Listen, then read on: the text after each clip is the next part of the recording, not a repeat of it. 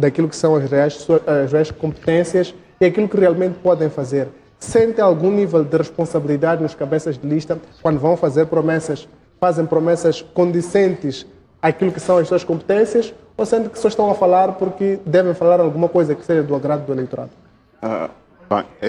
Quando aqui chegamos, estávamos a ver a reportagem sobre a cabeça de lista de Manica, Inhambane, acho que Maputo, província de Maputo. E na província de Maputo admira-me ver o deputado Muxanga a falar, dizer que vai dar melhores condições à polícia. Estamos num país contexto em que mesmo o governador não manda presidencialista, o presidente da República acaba continuando a ser. Mas estamos num país em que o governador não manda nada, absolutamente nada. Eu, se fosse membro do partido, de qualquer dos partidos, e dissessem-me vai concorrer para governador, eu olhava para o presidente do partido e dizia, vai tu, eu não vou fazer aquele papel, porque é queimar a minha imagem. O secretário de Estado é que vai mandar. Então, como é que você acha que vai melhorar as condições da polícia? Via Manica, acho que o da Renamo dizia que vai melhorar a distribuição de medicamentos e a da Frelimo também prometia alguma coisa assim. Mas são condições que eles não têm possibilidade. Os governadores não têm acesso, não têm um controle do poder financeiro na província. E depois em Moçambique estamos com um problema que não há descentralização fiscal.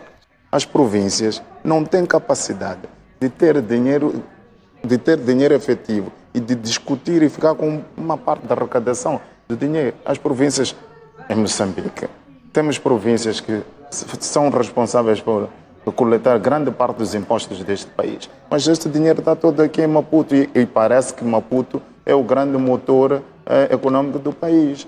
Então, há governadores, há gente que é cabeça de lista, mas nem tem noção do que está a falar, porque está a prometer coisas que não vai, efetivamente não vai fazer porque não faz parte das competências dele. E quando chegar lá, vai passar por mentiroso, vai passar por incompetente e não terá nenhum tipo de...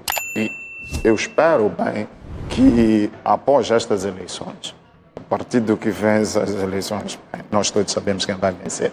E o candidato que também sabemos todos quem vai vencer. E como ele tem uma experiência de governador, não estou a dizer que vai vencer porque vai ser transparente, é porque controlam os órgãos de gestão eleitoral e o Conselho Constitucional. Isso já é outra coisa. Mas espero bem que ele, como tem uma experiência de ser governador com poder e governador sem poder, reflita criticamente sobre esse assunto.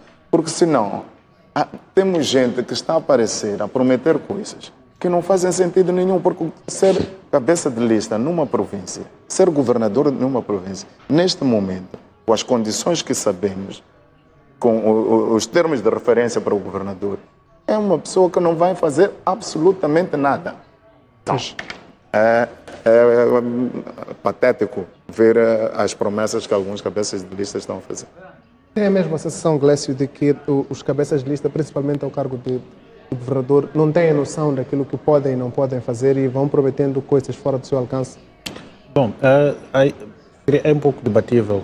Penso que essa leitura que ele, por exemplo, apresenta é muito válida e muito bem colocada, mas também tem um outro ângulo, que pode ser que um determinado candidato a governador esteja, por exemplo, a fazer campanha olhando para o partido e tendo em conta que faz essa campanha para o partido e olhando para aquilo que é o manifesto do partido, olhando também para as eleições presidenciais. E por aí pode-se abrir espaço. Mas não é importante para um cabeça de lista fazer esta distinção e dizer ao seu eleitorado que, olha, agora estou a pedir que votem em mim nas assembleias provinciais, porque são 3 eleições, à exceção de Maputo, que só tem 2, presidencial, legislativa e das assembleias provinciais. Não é importante explicar às pessoas como proceder e explicar que quando um cabeça de lista, por exemplo, vai aparecer a falar, deve falar daquilo que ele, enquanto futuro governador ou provável futuro governador, vai fazer e não falar daquilo que outra pessoa teria de fazer sem garantir de que essa pessoa vai fazer? Penso que esse elemento que apresenta é muito importante, sobretudo na questão de prestação de contas, reforça a prestação de contas em relação aos governantes, quando eles próprios podem assumir esse compromisso. Mas se for olhar, por exemplo, a nível da legislação eleitoral em Moçambique, nos últimos anos, houve um esforço para reforçar aquilo que é o controle dos partidos políticos em relação aos seus candidatos para os órgãos locais. Por exemplo, a nível das assembleias municipais, tínhamos um presidente que era eleito diretamente e aí podia se cobrar, podia ter mais responsabilidade de apresentar suas próprias propostas.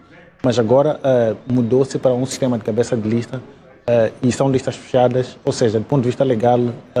E os poderes, na última revisão, o partido passa a ter capacidade de retirar o autarca, quando troca já não é imediatamente o segundo, pode ser qualquer um. Exato. Então, isto de alguma forma acaba reforçando a capacidade que a liderança do partido tem de impor-se em relação aos candidatos para órgãos locais e acaba ofuscando de alguma forma. Isso prejudica essa questão de prestação de contas entre o cidadão e esses atores que são eleitos a nível local.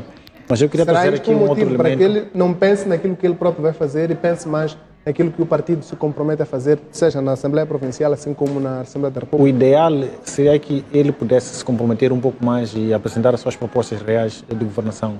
No entanto, parece que as lideranças dos partidos políticos, através da Assembleia da República, conseguiram dominar a Assembleia da República de forma consensual, entre aspas, acabaram fazendo essas... parece que houve algum receio, de alguma forma, de que essas lideranças locais poderiam ser um desafio em relação à liderança a nível nacional.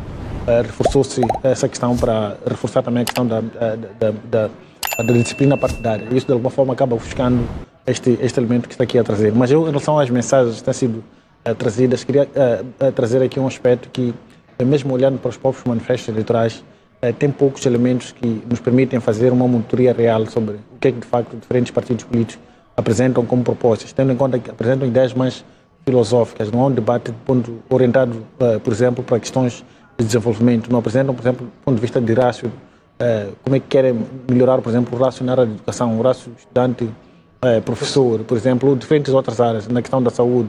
Existem indicadores internacionalmente estabelecidos que podem permitir esta monitoria para perceber até que ponto, passados 5 ou 10 anos, por exemplo, de 1 ou 2 mandatos, por exemplo, pode-se perceber até que ponto é que, de facto, um determinado candidato, naquilo que se comprometeu a fazer do ponto de vista de desenvolvimento, até que ponto avançou ou não avançou. É por isso que muitas vezes temos promessas que são feitas, temos manifestos, e depois, até antes do final do mandato, temos políticos que aparecem publicamente a dizerem que cumpriram com o seu manifesto a 100%, por exemplo, apresentando como um dos indicadores, por exemplo, terem aumentado o emprego. Mas aumentar o emprego significa, por exemplo, contratar pessoas, mesmo que sejam sazonais, no tempo do licenciamento eleitoral. É um emprego de 45 dias, mas aquilo conta nas estatísticas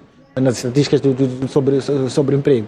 E há um outro aspecto também, se formos olhar, por exemplo, nas promessas que foram feitas há pouco tempo, nas peças que passaram antes deste programa, vamos constatar que muitas vezes os candidatos a nível local, não só, têm se focado mais em identificar aquilo que são as privações que os moçambicanos têm, do ponto de vista de falta de acesso, por exemplo, à saúde, a serviços de saúde, água, saneamento, emprego, a questão das condições de trabalho para a polícia, por aí em diante. Todos os candidatos parece que têm um consenso em relação a estes problemas que são reais, são conhecidos, mas do ponto de vista de como é que, por exemplo, vamos conseguir resolver esses problemas. Por exemplo, se vamos olhar desde 75, o nosso orçamento do Estado é dependente em grande medida de ajuda externa.